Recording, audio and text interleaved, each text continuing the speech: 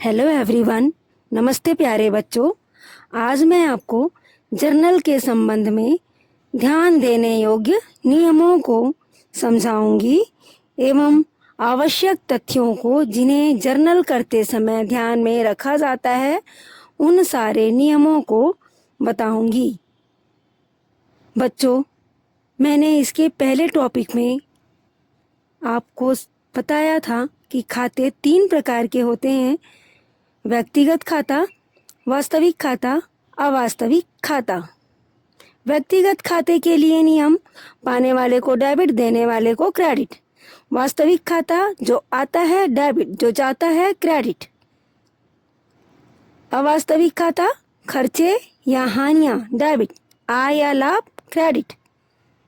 अब जर्नल में journal entry करते समय जब हम प्रारूप उसका तैयार करते हैं उस समय कुछ कॉलम बनाए जाते हैं जिसे मैं शेयर करती हूँ। सबसे पहले जर्नल के प्रारूप में तारीख लिखा जाता है, सौदे के तारीख को लिखा जाता है, फिर विवरण लिखा जाता है। विवरण 2 लाइन में होती है। पहले लाइन में डेबिट, दूसरे लाइन में क्रेडिट को लिखा जाता है। डेबिट को शॉर्ट में DR लिखा जाता है और क्रेडिट को शॉर्ट में CR लिखा जाता है। तीसरा कॉलम खाता पृष्ठ संख्या। यह खाना छोटा बनाया जाता है। इसमें खाता बही के खाते की पृष्ठ संख्या लिखी जाती है। चौथा कॉलम राशि। इस खाने के 2 भाग होते हैं। पहले खाने में डेबिट वाली राशि, दूसरे खाने में क्रेडिट वाली राशि को लिखा जाता है। बच्चों, अब जर्नल करते समय जो बातें ध्यान देनी चाहिए उन्हें बताती हूँ। पहली लाइन में डेबिट करने वाले खाते को बिल्कुल सिरे से मिलाकर लिखना चाहिए। अर्थात जो कॉलम हमने बनाया है तो उसमें फॉर्मेट जो बना हुआ है उस फॉर्मेट में बिल्कुल सिरे से मिलाकर लिखना चाहिए डेबिट वाले को, और उसके आगे अकाउंट या सूक्ष्म रूप में A/C लिखना चाहिए। परंतु व्यक्तिगत खाते के अंत में अकाउंट नहीं लिखना चाहिए। जैसे हम लिख रहे हैं राम, तो राम के आगे हमको लेखा या अकाउंट लिखने की आवश्यकता नहीं होती। उसके नाम के अंत में S लगाकर लिखना चाहिए। मोहन्स, जैसे आप इंग्लिश में कर रहे हैं तो मोहन डॉट करके S लगाया जाता है।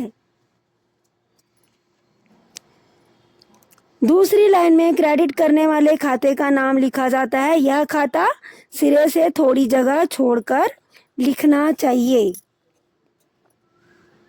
क्रेडिट वाले खाते के अंत में हिंदी में लेखा करते समय का लिखा जाता है। क्रेडिट शब्द नहीं लिखा जाता। अंग्रेजी में लेखा करते समय टू का प्रयोग क्रेडिट खाते के पहले किया जाता है। जैसे राम से माल खरीदा, तो हम यहाँ पर क्रय खाता विकलन राम से ऐसा लिखते हैं। इंग्लिश में purchase account debit to Ram. इसे मैं आगे समझाऊंगी। उसके बाद जिसका हम लेखा किए हैं उसका विवरण नीचे लाइन पे लिखना होता है, जिसे हम नरेशन कहते हैं। इन दोनों पंक्तियों को लिखने के बाद सौदे का सूक्ष्म विवरण लिख दिया जाता है। इस विवरण को छोटे कोष्ठक में लिखना चाहिए। जैसे राम से माल खरीदा, तो यही हमको विवरण में लिखना होता है।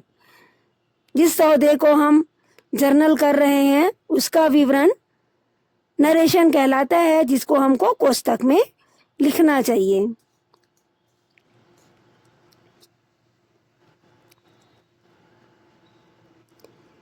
बच्चों, जर्नल से संबंधित कुछ महत्वपूर्ण तथ्य हैं जिन्हें मैं अपने नेक्स्ट टॉपिक पर शेयर करूँगी।